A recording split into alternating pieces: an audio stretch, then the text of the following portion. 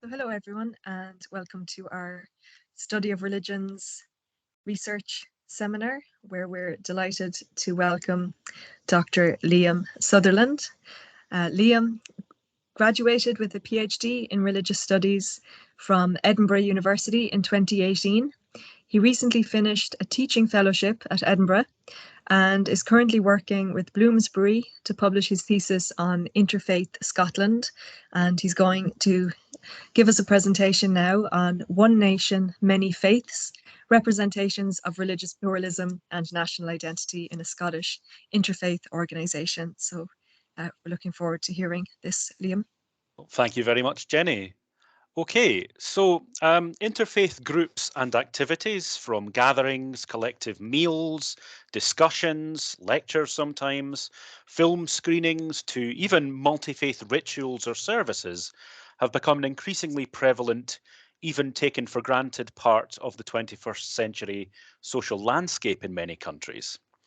Interfaith has become part of how some people practice their religion, and a means through which members of the public often encounter religious diversity. This must have some impact on the construction, representation, and perception of religion and religions, and the ways in which these are related to wider society, both as social categories and as groups of people. Unfortunately, there is still a rather large gap in the scholarly literature on interfaith. What little there is mostly theological rather than social scientific or historical.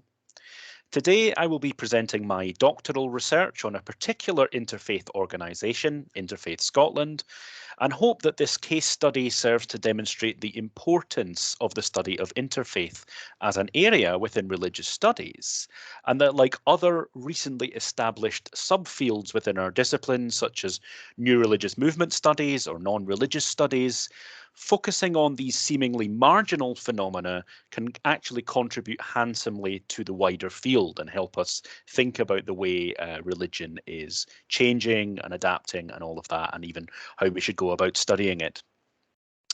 Now, I recently argued at the European Association for the Study of Religion conference in Cork.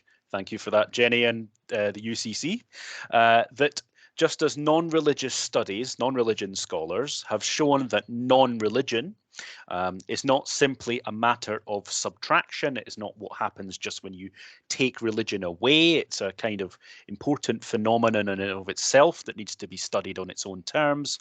So I argue that interfaith movements, groups, and spaces should not be viewed as either some kind of pure religious melting pot, nor either as some sort of Lego set, the sticking together of religious blocks, which can then be kind of neatly separated and then packed up again.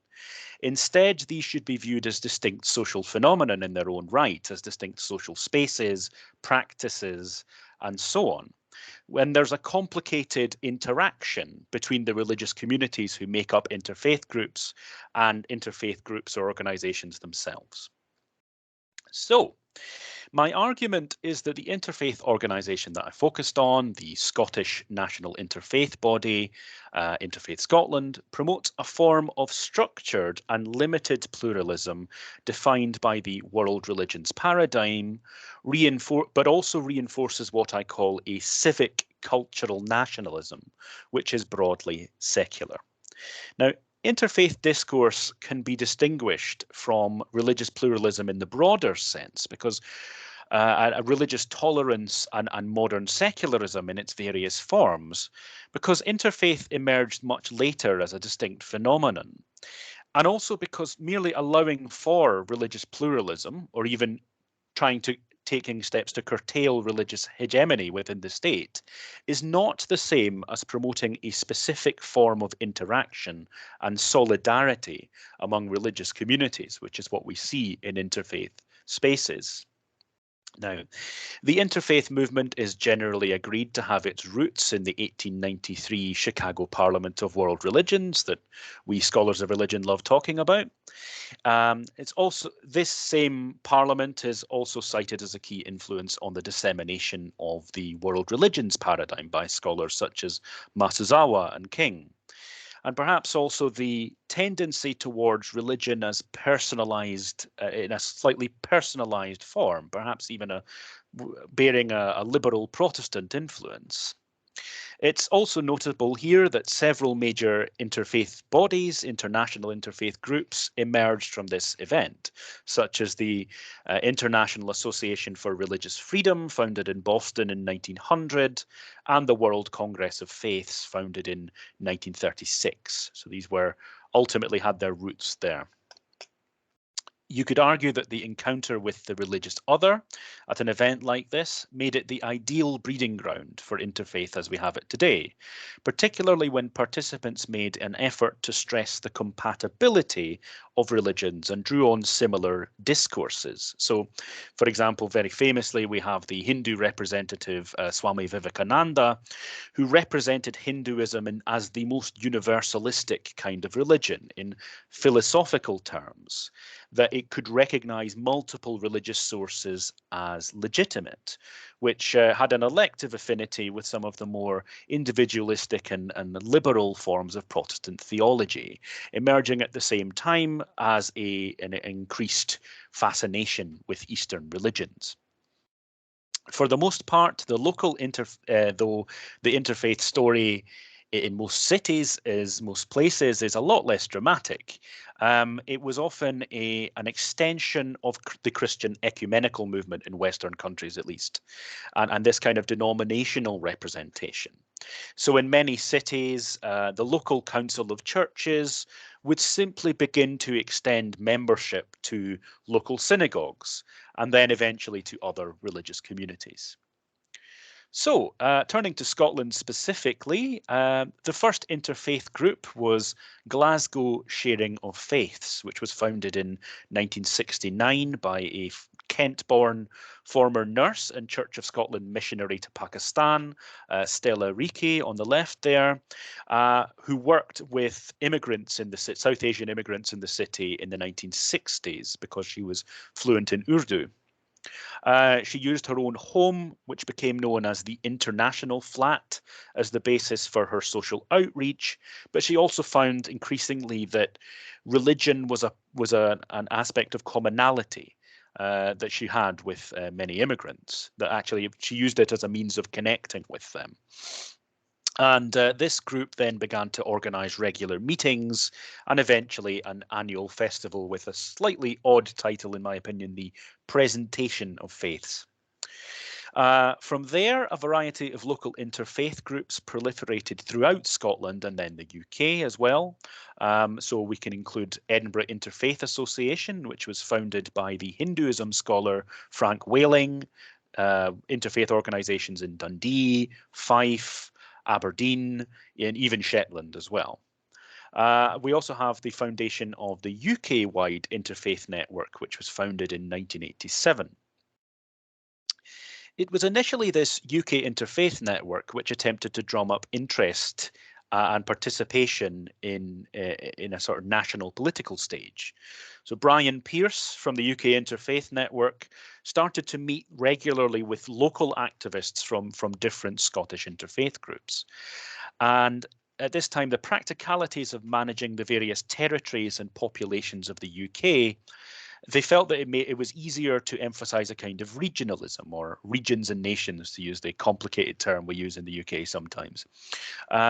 So the UK network, even today, contains several regional and national bodies. At the same time, Pearce began to inquire about the possibility of setting up a Scottish interfaith network. But the work of actually investigating its feasibility and drumming up support for it fell to Stella Riki's successor, a Roman Catholic nun, RE teacher and former student of Ninian Smart, actually, at Lancaster University, Sister Isabel Smythe on the right there. Whatever its original impetus, the development of the Scottish Interfaith Council, or Interfaith Scotland as it became in 2012, has been bound up with the devolutionary process. One of its remits has been to liaise with the devolved Scottish Government on behalf of Scotland's various religious communities, and Interfaith Scotland, or Scottish Interfaith Council as it was then, was founded in the same year as the Scottish Parliament in 1999. It was launched at St Mungo's Museum of Religious Life and Art in Glasgow by the then presiding officer of the Parliament, so that's like a kind of speaker, Patricia Ferguson. The organisation is autonomous from the UK Interfaith Network, though they do send representatives to its executives, and its current director, Dr. Maureen Sear, is one of its trustees. But Interfaith Scotland is in no way beholden to the UK Interfaith Network and manages its own events. It's increasingly professionalised over the years and become much more autonomous, developing closer ties with the Scottish Government, while that devolved government itself has become more autonomous from Westminster and more entrenched in Scottish life. However, I don't want to exaggerate the importance of this too much, because autonomy is really the norm rather than the exception among interfaith organisations. They will often construct these frameworks around, say, regional or national levels, but basically local interfaith groups are also autonomous from Interfaith Scotland. All major interfaith groups in Scotland are members of Interfaith Scotland. There are some informal groups that are not formal members because they don't really have a structure as such, but basically they all participate, but each group is quite autonomous from the other. But an interesting reflection of this kind of devolved landscape within the UK in the interfaith scene is that we have the various national groups within the UK Interfaith Network engaging in something called the Four Nations meetings. So we have the Scottish, Welsh and Northern Irish interfaith associations representing their various countries, and also reflecting the modern UK. England as a whole is just represented by the UK Interfaith Network. So it actually reflects the kind of political structure of the UK in a fascinating way. Now, furthermore, in the early 2000s, as we all know, public, governmental and media focus on religion and religious diversity increased quite a lot, largely in response to the September the 11th attacks. So we get a shift in emphasis away from diversity as primarily culture and ethnicity and race to religion. And in Scotland, this led to the formation of something called the Religious Leaders Forum in 2002. So this was founded by the leaders of the three major Christian churches, so the Church of Scotland's moderator, the Primus of the Episcopalian Church, and the Catholic Archbishop of Edinburgh, who is the head of the Catholic Church in Scotland. So they came together to found this organisation to reach out to leadership of other religious groups in Scotland in order to pursue common interests and dialogue, and they now meet at least twice a year. So this is technically distinct from Interfaith Scotland, but it's heavily involved with it. Interfaith Scotland plays an important role in these meetings. They basically form their secretariat and constantly report on their meetings as well. One thing to note is here is that a key difference between the top level and grassroots interfaith kind of relations is that local meetings are open to anyone, including things organised by Interfaith Scotland as well. Many of the participants, even leading interfaith activists such as Smythe and Sear, are women, but most of the religious leaders are male. So we get a bit of attention there as well. I mean, I think it's been increasingly noted by scholars looking at interfaith about the gendered element of interfaith. But I feel that this even extends to the administrative level, actually. The administrative labour is something that is actually conducted by women, including Sear and Smythe. But actually the leadership that comes in and does this kind of high level theological discussions or discussions with the First Minister here actually tend to be men. Now, It's notable in terms historically that there was a previously established practice before devolution, where the Secretary of State for Scotland, who was the representative of Scotland in the UK cabinet, would meet with the leaders of the three main churches, so the Episcopalian Church, the Church of Scotland, and the Catholic Church. And this role has really been taken on now by the Religious Leaders Forum and by the First Minister. So we can actually track this kind of change of an increased interfaith scene, an increased religious emphasis on religious diversity, at the same time as we see an increasing emphasis on Scottish government as something distinct from UK government.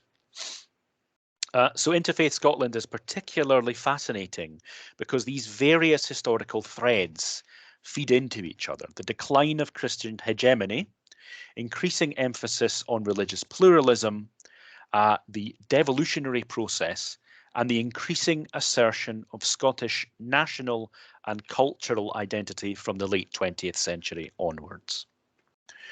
Okay, so my key sources for this research were the publicly available literature of Interfaith Scotland, covering the years since their foundation in 1999, though much more substantially from 2009. A lot of the early documents have just been lost, as far as I can tell, or are possibly sitting in a box somewhere that I've not been given access to.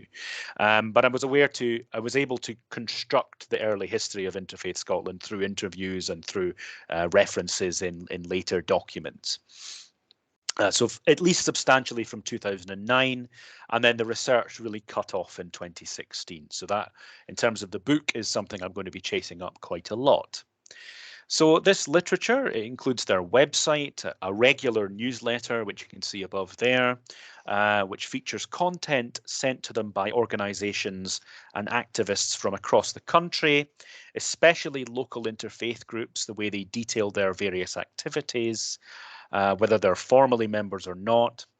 It includes reports from Interfaith Scotland's own events, sometimes interfaith-related news from further afield, even sometimes Germany and Spain and places like that, and then often editorials about specific subjects.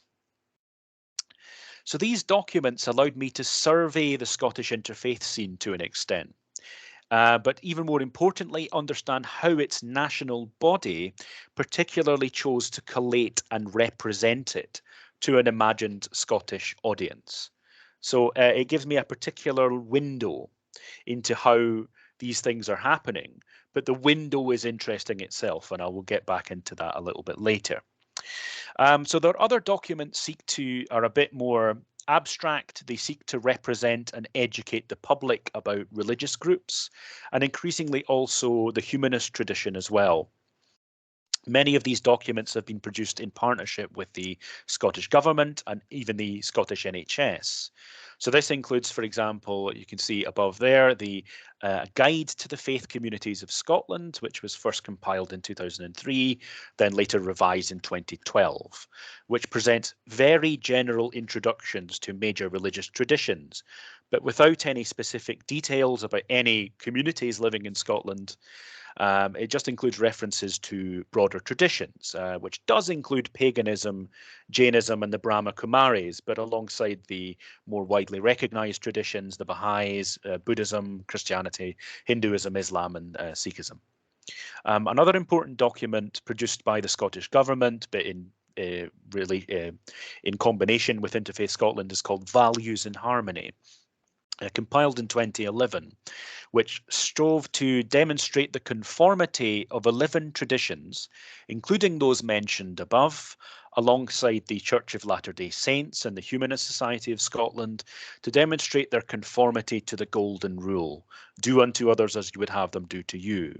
And they do this through various selective quotes from scriptures, authoritative sources as they see it. But this is really particularly interesting because for some traditions that's easy enough, but for other traditions, okay, what do you actually select and present as the authoritative source?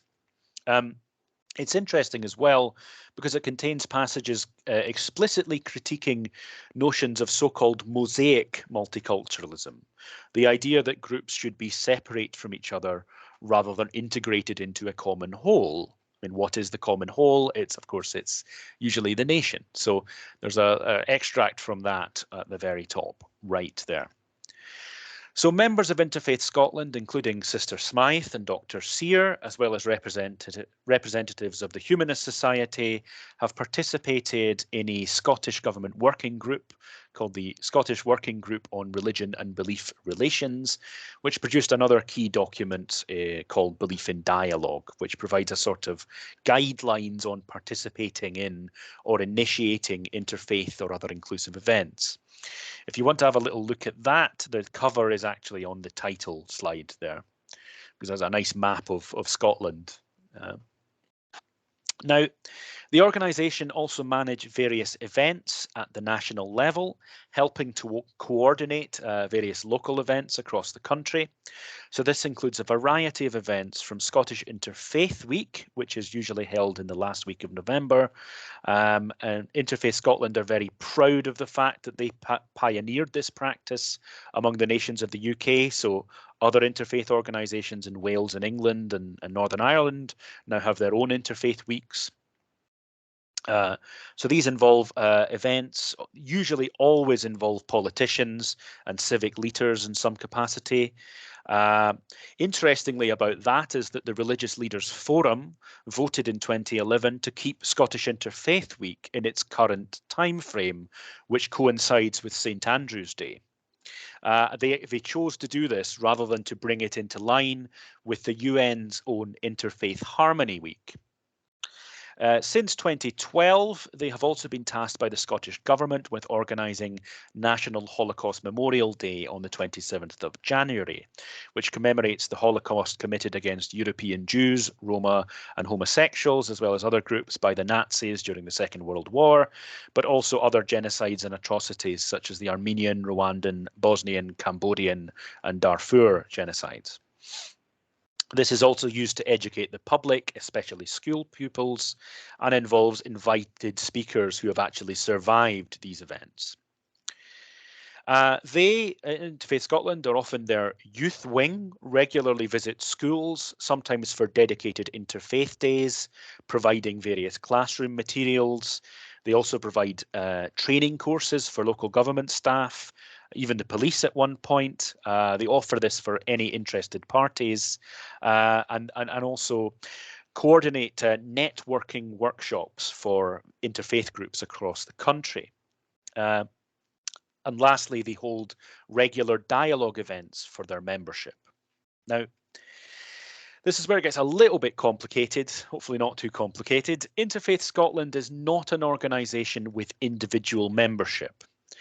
Their events are open to the public and they do try to bring people in, but it's actually an organisation of organisations. So this includes religious groups, charities, educational bodies and local interfaith groups. For a group to become a member of Interfaith Scotland, they must have charitable status and must have a constitution. What's quite interesting about the membership, though, is the fact that they are split in two. So some members are given a say in the organisation's governing board. They are considered the founding members, whereas others are classed as associate members. So they are allowed to come along to the dialogue events, but they don't meet with the board. So they have an independent director and a small administrative staff. The board of Interfaith Scotland consists of representatives of specific groups elected by the membership which they represent. So this includes representatives of local groups, women of faith, but also seven traditions, the founding communities as they're called, composed of multiple organisations, but they get one representative between them. So alphabetically, the Baha'i faith, the Buddhist community, Christians, Hindus, Muslims, Jews and Sikhs. So this means that while the Baha'i faith have one member, the Baha'i Council of Scotland, the Christian churches, which as you can imagine, there are quite a few different Christian traditions represented, from the Quakers, Religious Society of Friends, if you prefer, to the Roman Catholic Church, they have one Christian member between them. This was basically because otherwise Christian churches would have just dominated the organisation. However, as I said, some members are classed as associate members without representation on the board, and this includes many of the charitable and educational bodies, but it also includes the Scottish Pagan Federation, the Brahma Kumaris, and several groups which could be classed as Christian, depending on your definition. So we have the Church of Latter-day Saints, formerly known as the Mormons, the Unitarians, and also the Family Federation for World Peace and Unification, or more commonly known as Moonies. This, in my estimation, fits the world religious paradigm down to a T. There is an ingrained bias towards broad, global, intellectualized traditions composed of tenets and texts, not communities of practice. These traditions are emphasized over and above the divisions, distinctions, denominations, or sects, which may be classifiable or may identify with that tradition, as well as like tangible local communities or congregations. So there's a distinct choice in that emphasis. So this structure was adopted as a compromise because when the Scottish Pagan Federation first applied for membership in 1999, this genuinely caused quite a lot of shock among many interfaith participants who did not consider that groups outside of the recognized world religions might apply. They literally, in one of my sources, they literally phrased it exactly like that, or almost exactly like that. The pagans, through a long period of negotiation, were granted observer status, which was considered actually quite novel and progressive at the time, in terms of, especially in relation to the UK Interfaith Network. But at the same time, they were not given full membership. They were finally given associate membership when the Scottish Interfaith Council changed into Interfaith Scotland. So it's actually a quirk of Scottish law. They became a distinct organisation called the Scottish Charitable Incorporated Organisation, which is one of the reasons they changed their name, because everybody in Scotland now is called something Scotland, including Police Scotland. So this is particularly revealing in terms of the internal political struggles taking place within the interfaith scene. Two member groups were for a long time implacably opposed to their membership, these being the Church of Scotland and the Scottish Roman Catholic Church. Though over time, according to the Scottish Pagan Federation's interfaith officer, who I interviewed, these churches' own interfaith representatives were in fact quite sympathetic. They had to justify these decisions to their respective hierarchies and to some extent also to congregations who might object to these things. So there was a lot of fear and negotiation. This is why I feel that the relationship between religious communities and the interfaith scene is a complicated one. And we can't just see interfaith as a non-thing, as just a sort of coming together of these different groups, because people who are operating in an interfaith scene may have one set of influences, one set of worldviews, and that might be different from folk that are tangentially related to interfaith, that are further up at the hierarchy. Okay. But this meant that other members of Interfaith Scotland were also reluctant to, or Scottish Interfaith Council as it was, were reluctant to support the Federation, because it was actually feared that the two largest religious groups in Scotland might withdraw. So added to this, the politics gets particularly fascinating because a parallel tactic that has actually been used by some Christian groups in England and Wales as well was also attempted in Scotland, which was to imply that some of the more established minority communities, particularly Muslims and Jews, would object to their membership. And this is something that the pagans, when they actually inquired with these communities, found that that's simply not the case. So it was either just fear that this would happen, or it was actually a tactic. It's difficult to tell for sure.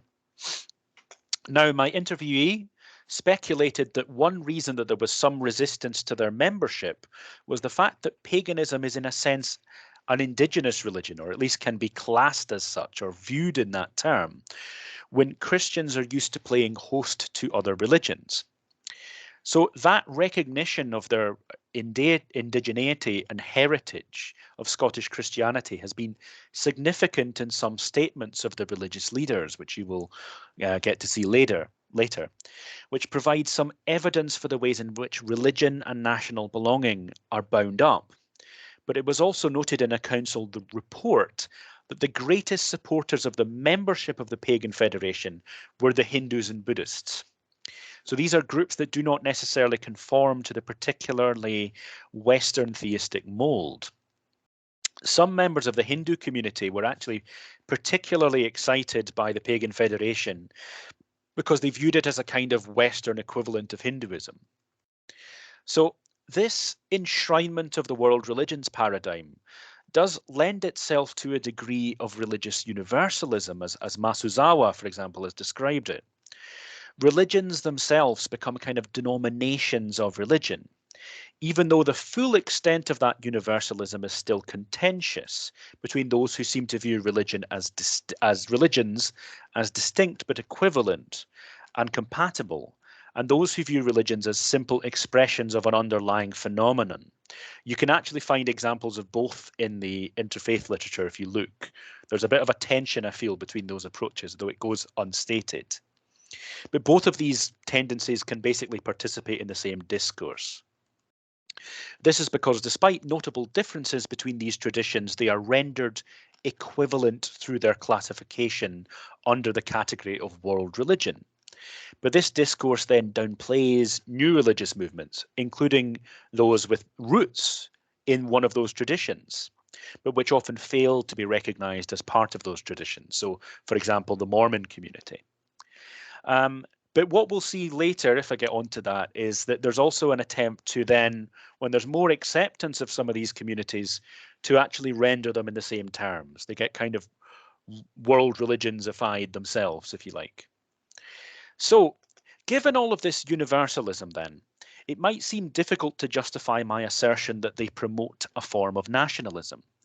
They are clearly committed to pluralism, and the idea of Scotland as a multicultural nation, promoting and representing celebrations of cultural diversity, as well as expressing support for asylum seekers, refugees, and anti-racism campaigns. So while they tend to be, I will get onto this later if I can, that they tend to a slightly apolitical attitude sometimes. This does not come at the expense of things like that. So they're always unequivocal about support for asylum seekers, refugees, and anti-racism. So they're apolitical, but they're not that apolitical. So while nationalism is popularly and in some cases correctly identified with xenophobia, racism, ethnic exclusivism, or anti-immigration sentiment, the understanding of nationalism within the literature of nationalism studies has consistently been much broader, referring to the promotion of national belonging and the national unit as the legitimate unit of political organisation. It is ironically an international or universalistic ideology in and of itself.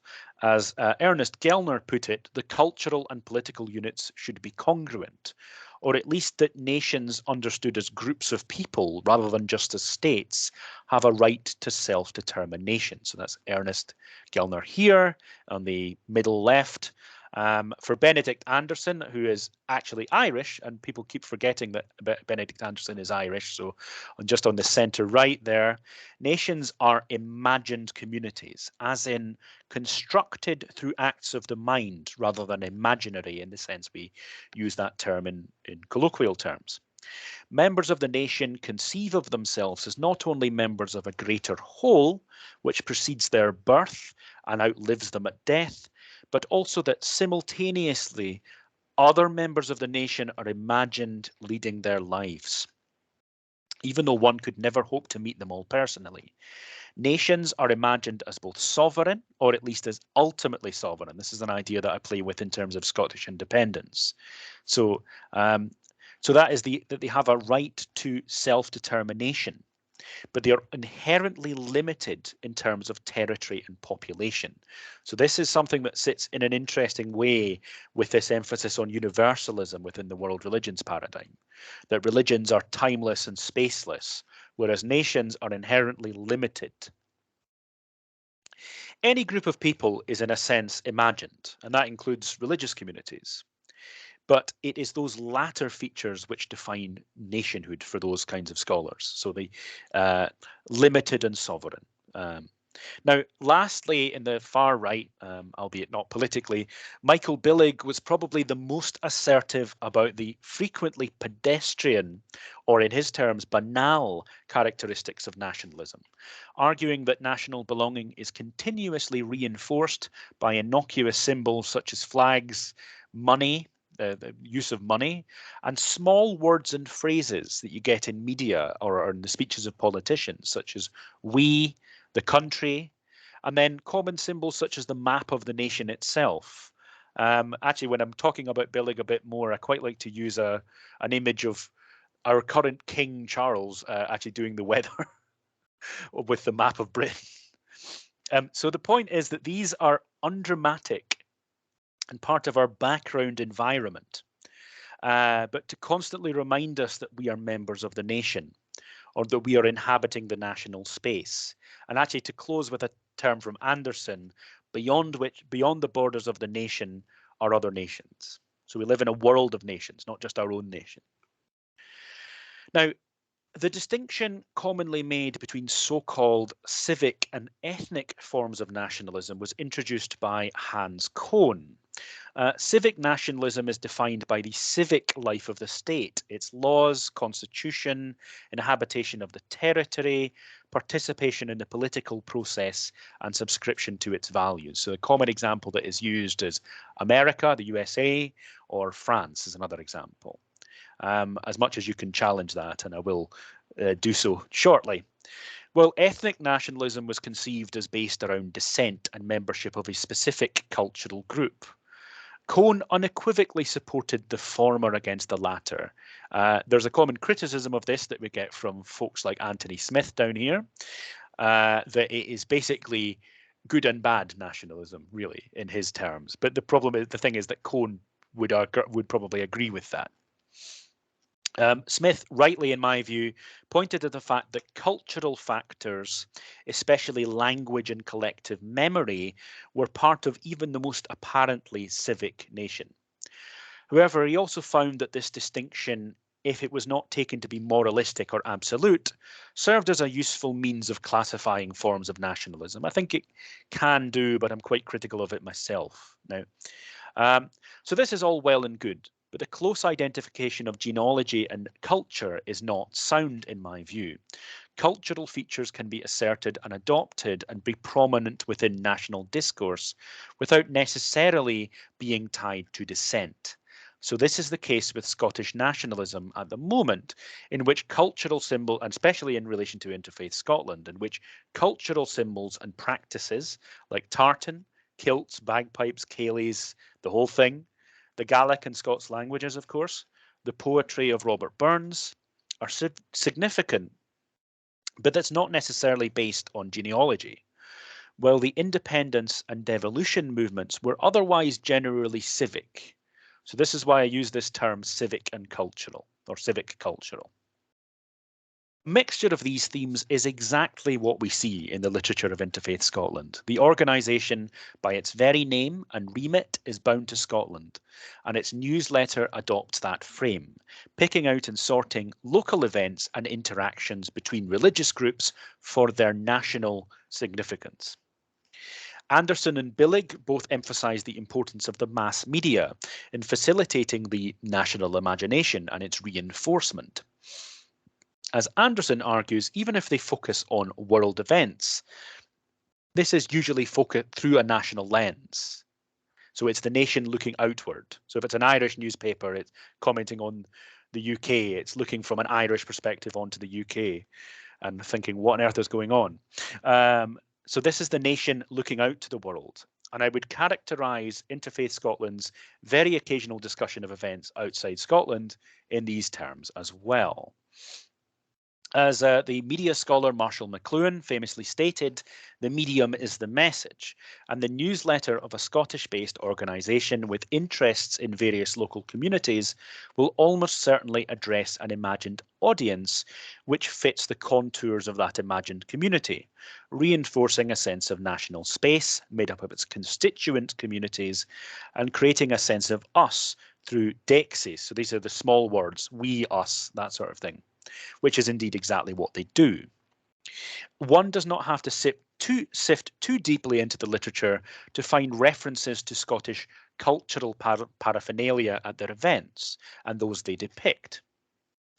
Though it must also be stressed alongside references to cultural diversity and minority ethnic heritage. So we get things like, well, all the Scottish symbols that I mentioned there. However, the most prevalent symbol which is constantly reproduced in their documents is their own logo, of course, which is a variation of the Scottish national flag, the saltire. Alongside this, we get references to core civic values, particularly in relation to refugees, the notion of Scotland as a welcoming country, while there have been several references in the literature as well to the mace of the Scottish Parliament and the words inscribed on it. So that's wisdom, justice, compassion, and integrity. These themes are tied together to a surprising degree in the commemoration of National Holocaust Memorial Day, where the dedication of the nation to liberal pluralist values is reinforced in relation to its altar, that is, violent and intolerant regimes. However, the expression of Scottish cultural identity is actually not absent here either. The Robert Burns poem Is There for Honest Poverty, known more commonly by its refrain, A man's a man for a' that, has been sung on several occasions, expressing both Scottish identity and a kind of universalistic humanitarianism. So themes identified by Anderson and Billig are also quite prevalent in these events. The nation is described as remembering, as collectively expressing its adherence to these values and disavowal of their opposite. Well, the fact that Interfaith Scotland coordinates these commemorations across the nation also fits into that simultaneity described by Anderson, the sense of members of the nation acting simultaneously. They're all, you don't know them all, but they're all over there doing something and being Scottish or being Irish, as the case may be. Sometimes this national belonging is rather implicit. In Values in Harmony, for example, the universalistic golden rule is constantly reinforced, but accompanied in the introduction, as I said, by a critique of so-called mosaic multiculturalism, the idea that while different groups are definitely not discouraged from preserving distinct practices, heritage and identity, but this is supposed to accompany integration. But integration into what? Well, what else into Scotland? At the local level, this is reflected in recent activities by Interfaith Glasgow, a project directly managed by Interfaith Scotland to replace the now defunct Glasgow Sharing of Faiths, where they work commonly with asylum seekers in the city, providing them with social networks and amenities, but along with encouraging interfaith activities. They also do things like throw ceilidhs for them and then teach them things like Gleska slang, so the slang of Glasgow. And during the lead up to and aftermath of the referendum on Scottish independence in 2014, their position was really one of studied neutrality.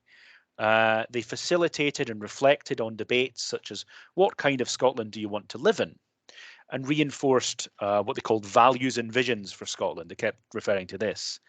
This was also an opportunity to emphasise the importance of the referendum itself and the democratic process, conveying a shared sense of stake in and community building through the shared experiences of participating in the referendum. Okay, how am I doing for time, Jenny? You have about 5 to 7 minutes. That's good. So this to me also demonstrates that they are quite secular in a particular sense. They're very critical of what they perceive as militant forms of secularism. There was a real alarm around the idea that French style, or what they perceive to be French style laicism, the idea of the religion is completely kept out of the public sphere, which is Not true to all forms of French secularism, but it is one of the dominant strands. There was a real fear that this would be imposed in an independent Scotland, because the interesting thing about the referendum is, of course, the constitutional arrangement was up for grabs. We didn't really know what was going to happen, although I still find that fairly unlikely. But nonetheless, it is a context that needs to be borne in mind. So they seem to work implicitly with a model of secularism introduced by Charles Taylor, where the state is understood as neutral to various religious and ultimate ethical positions beyond its own ideological underpinnings. So the only ideological underpinning is basically loyalty to the state itself and kind of the rules of the game. But they tolerate different value systems and different religions. So that's the Taylor model of secularism there. But basically, religious actors have the same rights as any other groups. His favourite example is Kantians and utilitarians. So Kantians, utilitarians, Christians, Muslims, Jews all have the same rights within the public sphere and are able to express their religion as long as it's not, or their value system as long as it's not undermining the state in some way. And basically, the state then, in this broader sense, is removed from the competition of day-to-day politics. And actually, Interfaith Scotland seems to view itself in fairly similar terms.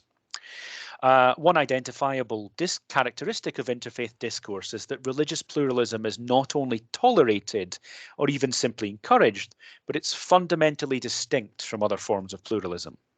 So religious groups are encouraged to socialise and express a sense of solidarity, but not really to compete much with each other. Certainly not in those spaces anyway. If anything, they're encouraged to view each other as compatible. And this could not be more different from the kind of pluralism we find in the political and economic sphere, which is marked by competition. So as Tim Fitzgerald has observed, the modern sphere of religion keeps certain groups separate from the major sources of power. So it's more symbolic and kind of kept in check and kept separate from power. On the other hand, these activities are an indication of the role that Interfaith Scotland views itself as fulfilling in any future constitutional settlement. Their actions paralleled those of the major churches, indeed to an extent even the monarchy, casting themselves as outside or even above day-to-day politics, but bound up with the nation in a broader sense. The Religious Leaders Forum also used this as an opportunity to call for the official recognition of religion in any future constitutional settlement. I think to a large extent they view themselves as upholding fundamental and shared values foundational to the political system, rather than those which can be contested within it. Though they like to emphasise that they don't seek agreement or the adoption of the exact same worldview, they recognise that religions are different. For me, that is rather because they are a bit too close to their own core values to even view them in those terms. The basic sense that religion should be harmonious with each other is so intrinsic to their thinking that they don't necessarily view it. When they talk about religious difference, it's, yes, of course, Sikhs and Jews are two different groups and they have slightly different ways of doing things, but no sense that there's any competition between them.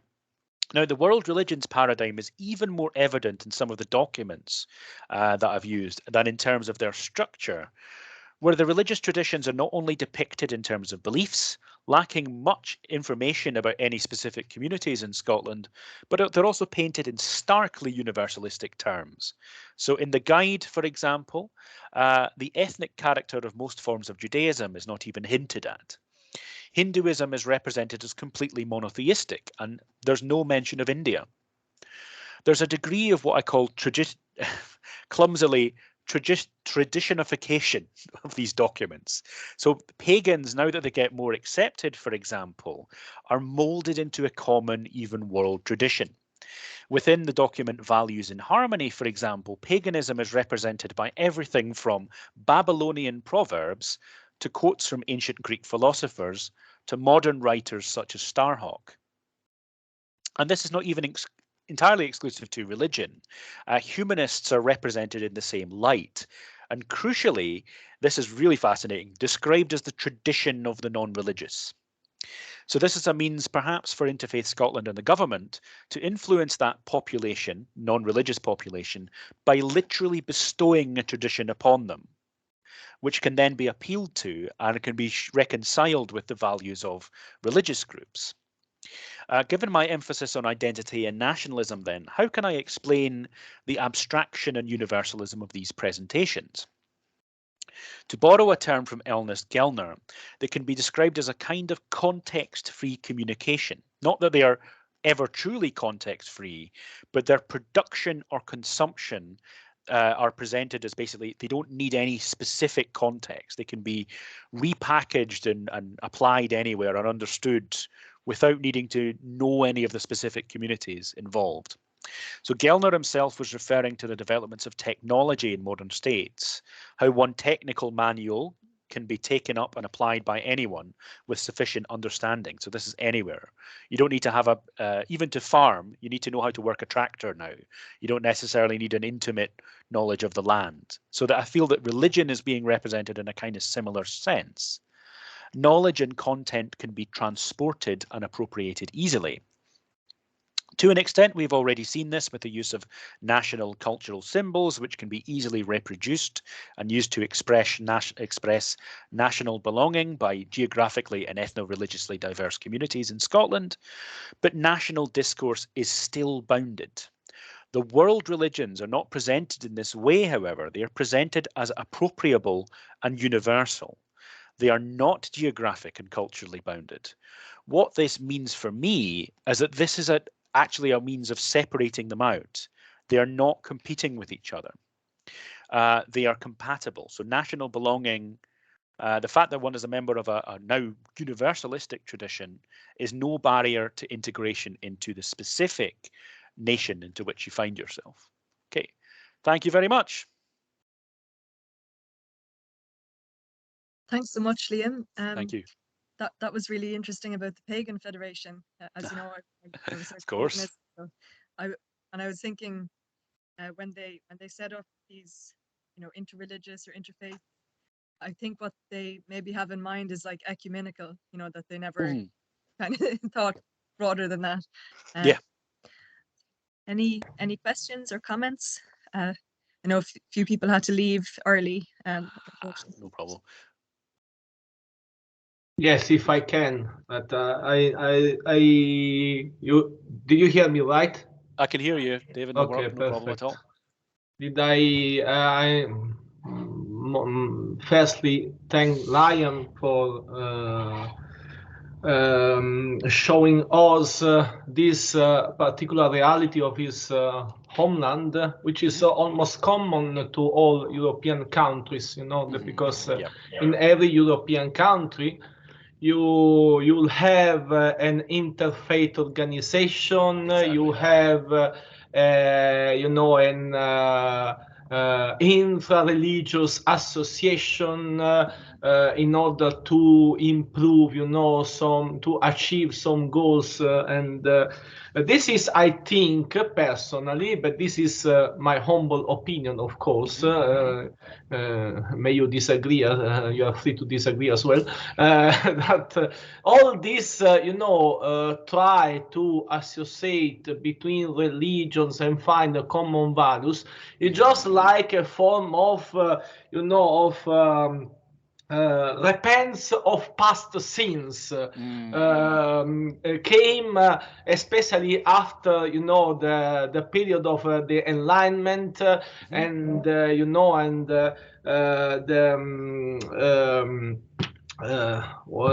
they call it, and the establishment of the idea of secularism.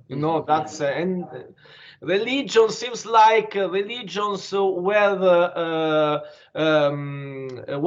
they gave to religions the fault that make mankind be so kind without reason. With that, then after the establishment of the secularist, the idea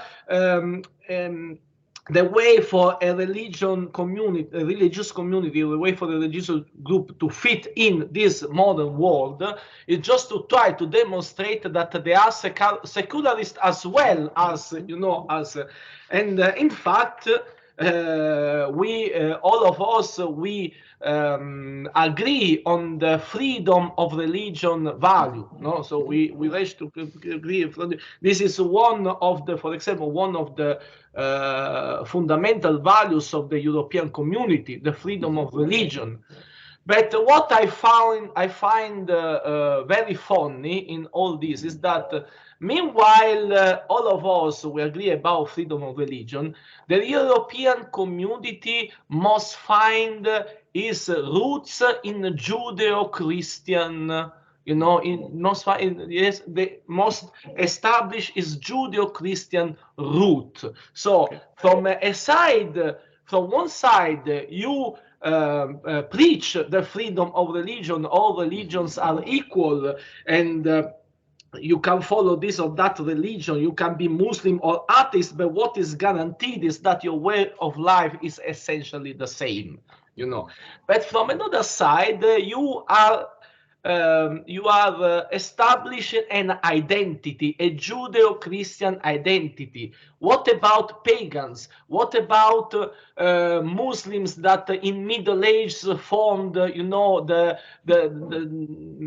the European culture in a way exactly? So so this is an oxymoron, a type of paradoxical. That's it. What do you think about it? Well, there's quite a lot there, but I'll try and respond as best I can. Thank you for that, David.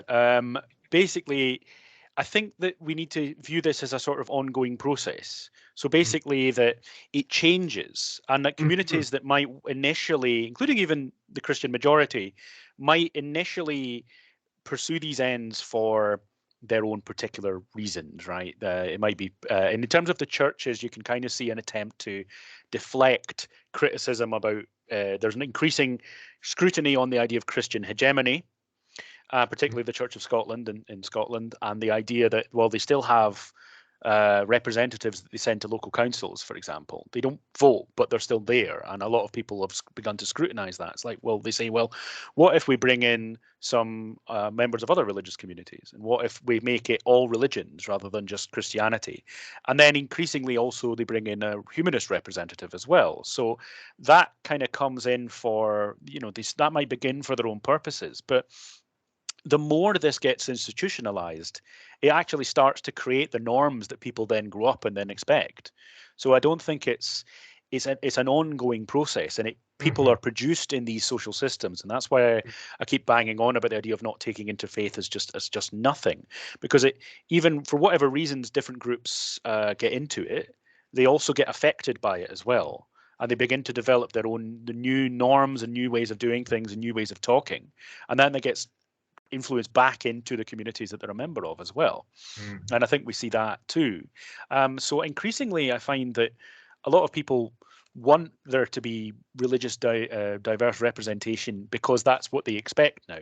And that includes even, I mean, this is very modern, of course, but increasingly, even when you read contributions made from the Christian churches, they're very keen on the idea of religious diversity. And I think that comes from different reasons. I think it's partially political, partially for that sort of reason, but I also think it's just they're people living in modern Scotland, and they've grown up with those values or have internalized them to an extent as well.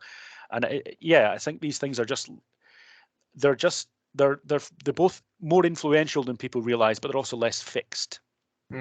So basically, they do keep changing. Now, in terms of Christian heritage and things like that, you do find that actually even members of representatives of some of the minority communities do emphasize, okay, well, Scotland's traditionally a Christian country. It's got a Christian heritage, and we need to acknowledge that. And they do. And one of the reasons for that is that, well, it actually says, well, we're all people of faith, and therefore we can, and especially for traditions that are related to Christianity, you can say, well, this is still religious. And actually, this is if you dig into the literature, you find that, for example, we have Muslim representatives going over to Iona and going to the ancient Christian sites in Iona. and then that becomes part of, well, it's not that there's no difference between Islam and Christianity, clearly not, but it's still a spiritual place and they can get something out of it. And actually, there's also now we have Samueling Monastery in this, well, we have for a long time at Samueling Monastery in Galloway.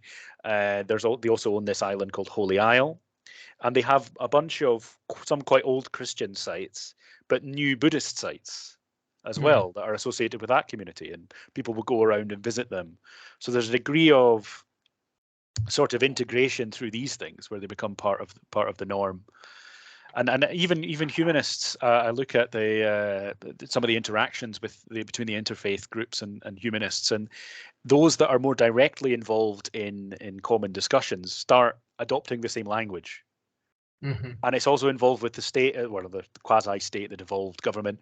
Well, even the UK as a whole, because we now hear this term belief with a capital B. This is really interesting for scholars of religion. Belief with a capital B being used as a legal term, as a sort of equivalent to religion. So if you're not religious, you do have a belief with a capital B, and they're all compatible. It's all fine. Aman, did you want to come in with your question there? Hi, can you hear me? I can hear you, thank you. Hi, Liam. I'm from Glasgow, so it's great to hear a little bit about the Scottish Interfaith Council. As you know, there is a Glasgow Interfaith Council as well, which is different. There's a couple of points. I'm still not getting your argument about what the connection is with nationalism. Are you saying that the council is actually affecting nationalism, in particular the Scottish National Party's ideas of nationalism, and that I could to a certain extent follow what you're saying. I think it's also important to note that the Scottish Interfaith Council may have leaders from different organisations, from different religious communities, but they're not entirely representative. I think that's very important to note, because for example, the Muslim community is not a monolith. And often the Muslim community is hijacked by the Sunni communities because they have, when it comes to a numbers game. You said a little bit about some of the discussions that happen between these leaders on theology. I'm not entirely convinced they do that. I don't think the Scottish Interfaith Council actually has any in-depth critical, difficult conversations. What they do is that they bring together leaders in an attempt to show that diversity. It's also important to note that many of these, the Scottish Interfaith Council are bringing together individuals of the same theological ilk, which is not a liberal or a very progressive form of theology. So it's very important to note that you don't have queer Muslims in this organization. You don't have queer Jews who are able to be represented.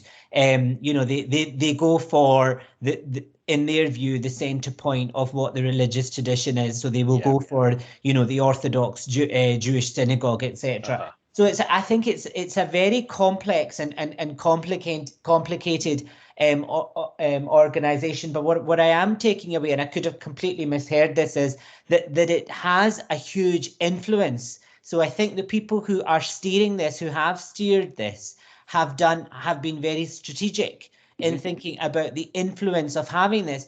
I would say they're not interested in any real, and I use that word for a purpose, real critical issues that are affecting society. There is a superficial, shallow level of what they're doing, but they have a tremendous amount of influence, and that in itself, I think, is what's coming out from your presentation, and I want to thank you for doing that.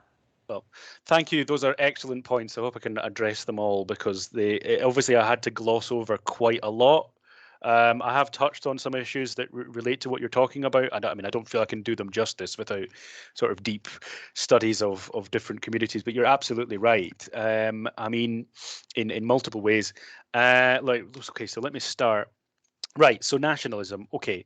I had to kind of race through this, but I'm not even necessarily talking about the Scottish National Party as such, or even in pro-independence sentiment as such. Yes, they have been working very closely with the Scottish Government, who are SNP, so it is compatible with that. But I'm actually talking about nationalism in a really broad sense, to mean the construction of a sense of a national community. So I'm using it in the most, probably one of the broader senses you could use it. And I argue that what they're trying to do is be apolitical, as much as they're not truly apolitical, because nothing is, right? But the point is they see themselves as kind of above the fray of day-to-day politics. They once described themselves as we're beyond, or talking about conversations that go beyond yes and no. And when they were talking about the referendum. So to me, they do support a kind of nationalism, as much as that might seem like an odd word to use for them. But it's that sense of an ultimate sovereignty, a sense that Scotland has a right to self-determination. But rather like the Church of Scotland, they're not necessarily taking a particular position on that, as much as you might be able to, if you really read into the literature, be able to see things, like be able to tease out things that sounds a bit more yes, that sounds a bit more skeptical, I don't know. But the thing is, again, they'll make statements like that about, okay, we're beyond yes and no. And it's like, well, yes and no is quite an important question when we're talking about, is Scotland going to be independent or not?